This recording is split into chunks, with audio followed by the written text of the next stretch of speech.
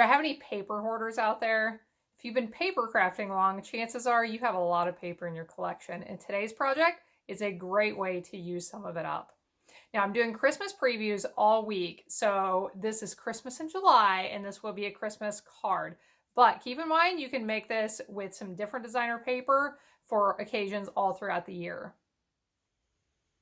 The products I'm using today are shown right here. The Holly Jolly Wishes stamp set, the seasonal labels dies, the Painted Christmas designer paper. I love these new products. I'm excited to share them with you. And the card we are going to be making is an arrow fold card, which is a really, really neat one. Now it is going to end up being 6 by 6 inches in size. So as far as putting it in an envelope, you'll either need to make an envelope, or since this is for Christmas, my sample here, it's a perfect card to include with a gift, and you don't even need to make up an envelope if you don't want to. So let's get started. What we need for the base of our project is a 6 by 12 inch piece of designer paper. So when I'm talking about using up your designer papers, you can use one piece and make 2 of these cards. You can crank out a lot of these and use up an entire paper pack in no time at all. So what we need to do first is mark a few measurements on here. So you can use your grid paper, you can use a ruler, you can use your craft mat. But first, on one of the 6-inch sides, you need to make a mark at 3 inches. And you need to make marks on both sides, the top and the bottom, the way we're looking at it right here, at 2, 4, and 6 inches.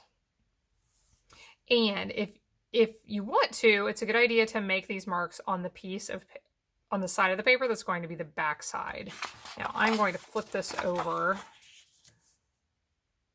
and make my marks down here. Make them backwards this time. That one will be 2, 4, and 6. Now you need a scoring tool, or ideally a Stampin' Up! Trimmer that has the scoring blade on it. And what we are going to do is line up this mark down here in the bottom center. Right here, this is the one we did at 3 inches in the center of this side, with these other marks. So right now I'm lined up with the 6-inch mark. I want to get the cutting blade out of the way. I bumped this, so I'll fix it. And I want to use the scoring blade to score from the center down here up to that 6-inch mark. Going to shift it. I want to score from the center to the 4-inch mark. Now from the center to the 2-inch mark. And we will flip this around and do the same thing on this other side.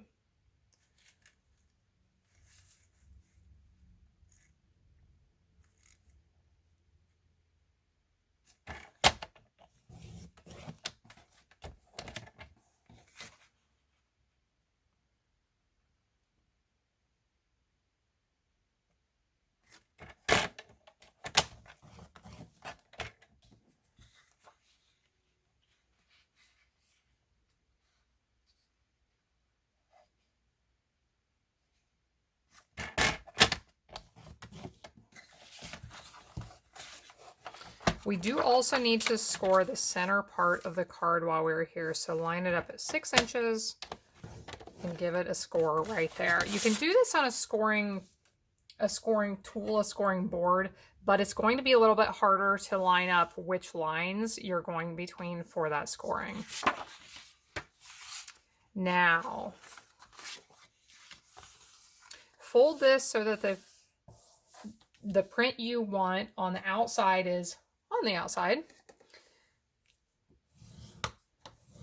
When you're choosing your paper, it's nice to choose one that you like the print on the outside and the inside. If you only have a print on one side, then the inside of your card will be blank, and that's okay too. Now I am going to open it back up to the inside, and I'm going to fold in on that one that goes from the center up to that 6-inch mark. Then I want to fold it back the other way, back this way. Want to use my bone folder to make this lay flat, because that is not going to want to lay flat unless I give it some encouragement. So run that along each of those folds. And now let's repeat that on this other side. So I'll fold it down, back, and down again. And get that to lay flat.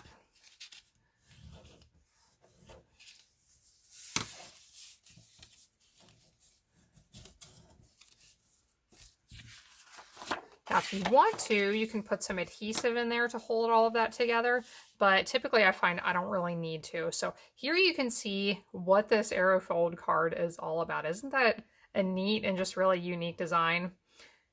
Now I want to put the piece on the inside that I have prepared. So you can decide what you want to put on the inside. You could cut a triangle to lay under here if you don't want to interrupt what you see right here with the designs.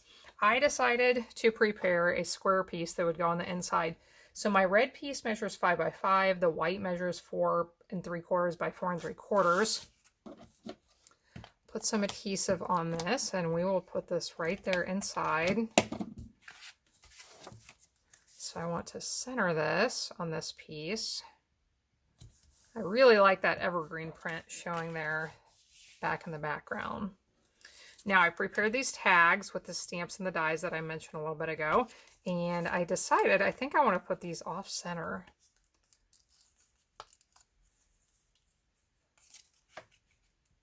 So you could do this however you like.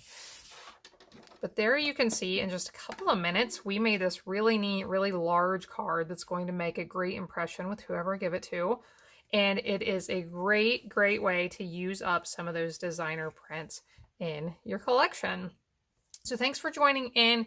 You can find links to my website with more information, and also as soon as ordering begins for these holiday products, I'll have links to those as well, which will be at the beginning of August. So please like, comment on, and share this video. Please subscribe. I hope you enjoyed this video, and I hope you'll be back again next time when I will be back helping you to hand make with love.